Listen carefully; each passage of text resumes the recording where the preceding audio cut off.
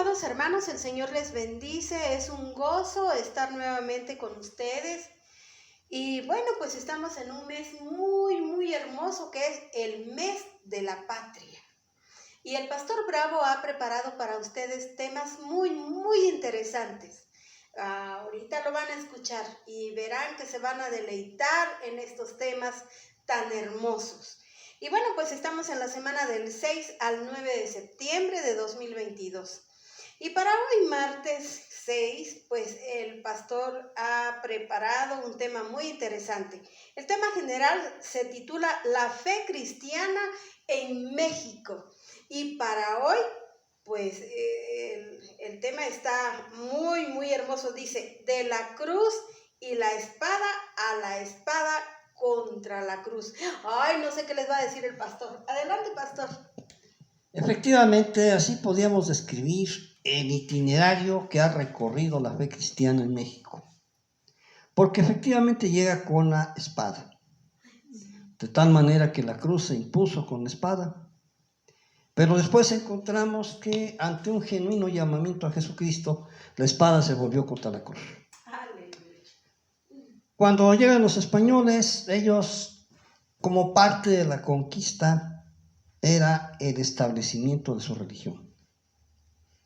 De tal manera que sin mayor argumentación de carácter filosófico o teológico, simple y sencillamente por la fuerza de la conquista, se impuso la versión de cristianismo que ellos conocían.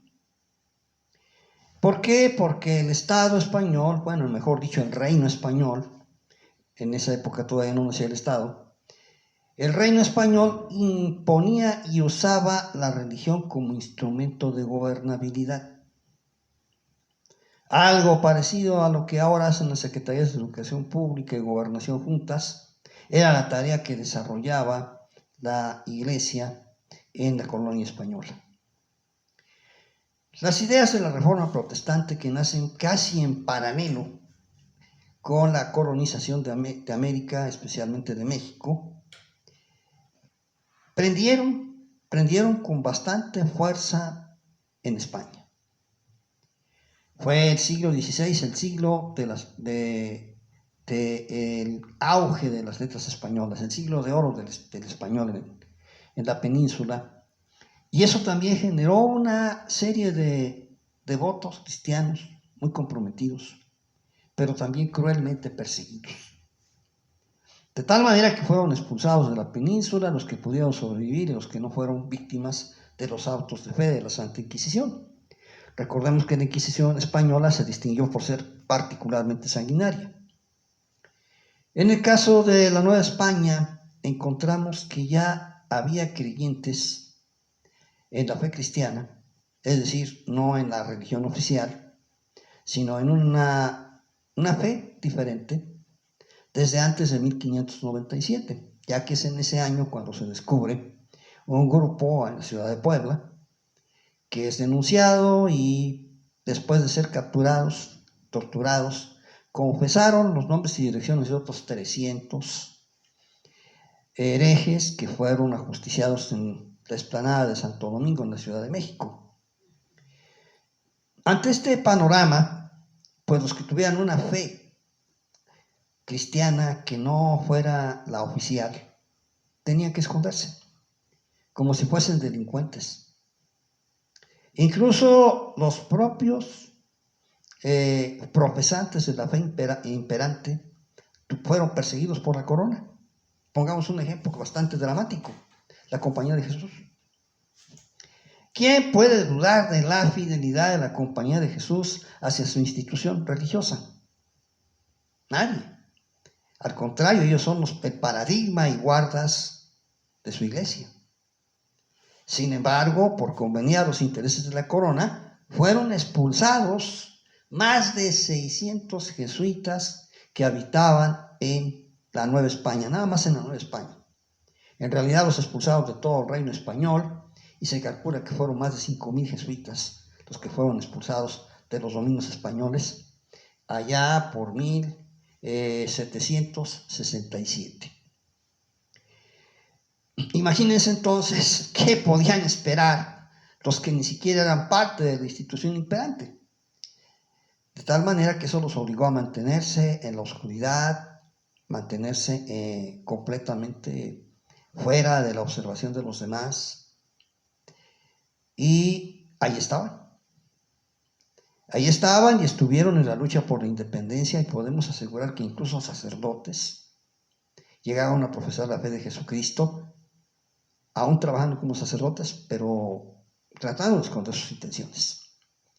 Más de 300 sacerdotes lucharon por la independencia, a pesar de que eso significaba ser, dicen, excomulgados, pero la palabra correcta es ser expulsados, anatematizados y maldecidos por su institución. Y se arriesgaron. Se arriesgaron porque, bueno, para ellos no tenía efecto esas amenazas, y tenía más virtud luchar por la independencia. ¿Cuál fue el caso del padre de la patria, don Miguel Hidalgo? El caso de Morelos, el caso de Matamoros, el padre Cos, y repito, 300 o más sacerdotes que participaron en la lucha por la independencia. Algunos de los cuales también participaron más adelante en el gobierno independiente, como el caso de don José María Luis Mora, que fue el primer presidente de la Sociedad Bíblica de México. Aquí lo interesante del caso es cómo la espada se impone una fe. La espada impone una fe, pero al mismo tiempo persigue la verdadera fe.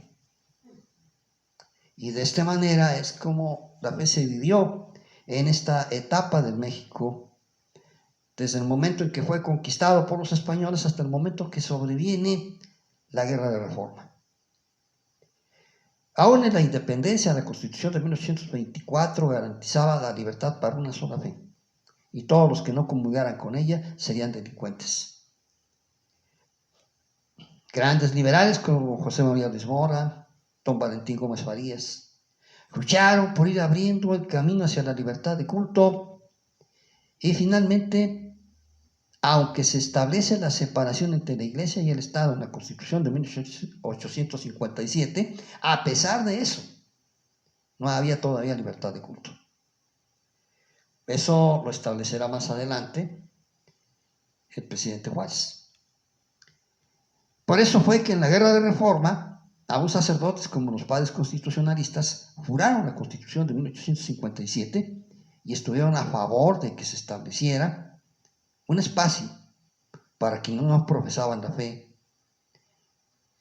mayoritaria. ¿Qué significa todo esto desde la perspectiva cristiana? Bueno, significa algo muy importante. En una ocasión, dice la Biblia, allá en la época de la anfictionía, en el libro de los jueces, los israelitas se encontraban oprimidos por sus vecinos. Y entonces no sabían qué decisión tomar, y entonces dijeron: esforcémonos por nuestro pueblo, y que Jehová haga lo que bien le pareciere. Realmente ese es el papel y el compromiso del cristiano. A final de cuentas no sabemos cuál es la voluntad de Dios para nuestra nación, pero una cosa sí sabemos: nuestro deber, nuestra obligación por esforzarnos por nuestro pueblo.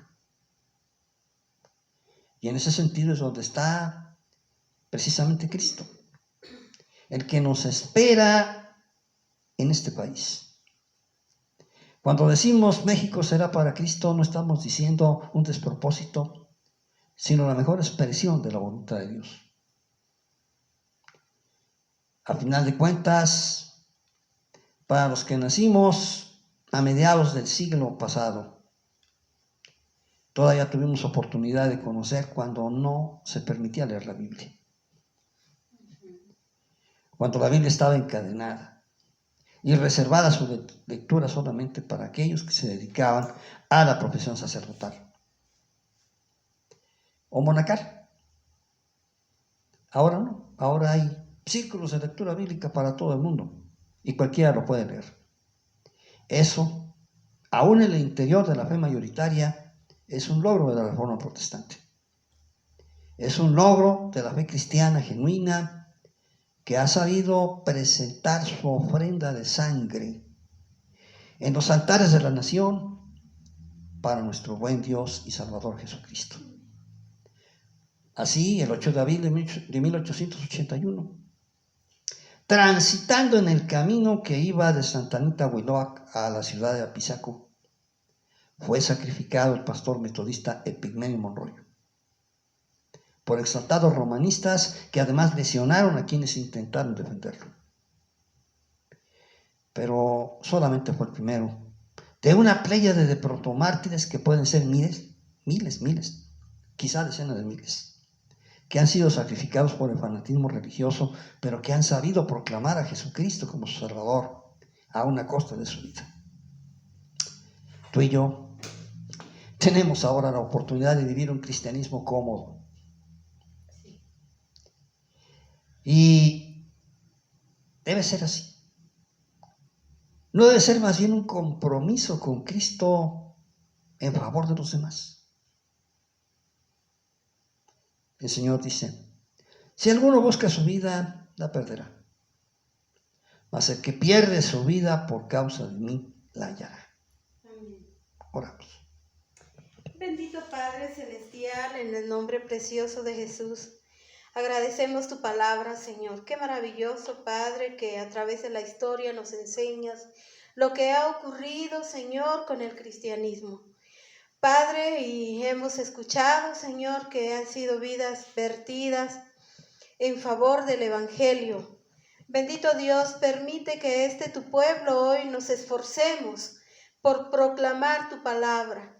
Nos esforcemos, Señor, por derramar nuestra vida para ti, luchando por aquellos, Señor, que necesitan, que en nuestra vida cotidiana, Señor, aprendamos a ejercer la justicia conforme a lo que tú, bendito Dios, nos enseñas en tu palabra. Gracias, Señor. Gracias, Padre, porque a través de la historia conocemos, pero también, Señor, nos motiva a seguir adelante. Gracias, Señor, pues hoy estamos viviendo un tiempo cómodo, como decía el pastor, pero no siempre fue así. No siempre fue así. Hubo personas que sufrieron, que dejaron sus vidas, su sangre ahí. Y ahora nosotros, Señor, seguramente para nosotros tú tienes otro plan, otras cosas que hacer. Permite que asumamos, Señor, nuestro compromiso. Que seamos agradecidos, Padre. Que todo lo que tú has hecho por nosotros se manifieste, Señor, en una lucha por ser cada día mejores para ti. Por ser aquellos seres, Señor, que tú amas y que a la vez nosotros amemos a nuestros hermanos, amemos a todo lo que nos rodea. Gracias, Señor, por tu palabra. Bendito sea tu nombre. Ayúdanos, Señor, ayúdanos a ser comprometidos en tu obra. Ayúdanos, Señor, a que esta palabra no quede en el vacío, sino se haga viva en nosotros y podamos hacer, Señor, aquello para lo cual tú nos has traído de las tinieblas para habitar en tu luz. Padre, te agradecemos este tema en el nombre glorioso de Jesús y en el Espíritu Santo. Amén. Pues damos gracias a Dios, hermanos y hermanas, por este tema tan maravilloso, porque nos enseña de veras de cómo ha sido la prédica del Evangelio. Ahorita que el pastor estaba hablando de cómo el pastor Epigmenio Monroy, ¿verdad? Pues es atacado.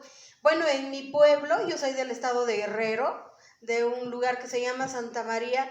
Ahí, pues yo vi documentos, periódicos, donde se ve que los religiosos pues mataron a los que llevaron el evangelio ahí a mi pueblo. El hermano Van Wood con su familia pues fue exterminada porque dice que pusieron azúcar en el tanque de la gasolina de la avioneta, porque se trasladaban pues a través de la avioneta porque no había otros caminos. Entonces la verdad es que sí es cierto, se han derramado vidas, Y yo creo que eso nos debe de motivar a nosotros a estar comprometidos, como decía el pastor. Hermanos, no nos echemos para atrás. No nos echemos para atrás. Sigamos proclamando la buena noticia. Sigámosles dando gloria y honra a nuestro Dios, porque Él es bueno y para siempre es su misericordia con su pueblo. Mis amados hermanos y hermanas, pues Dios me los bendiga y bueno, pues a lo largo de esta semana vamos a estar aprendiendo un poquito de la historia, ¿verdad? De cómo el Evangelio se ha desarrollado pues en México. Así es que Dios me los bendiga mucho, si Dios lo permite, nos vemos mañana.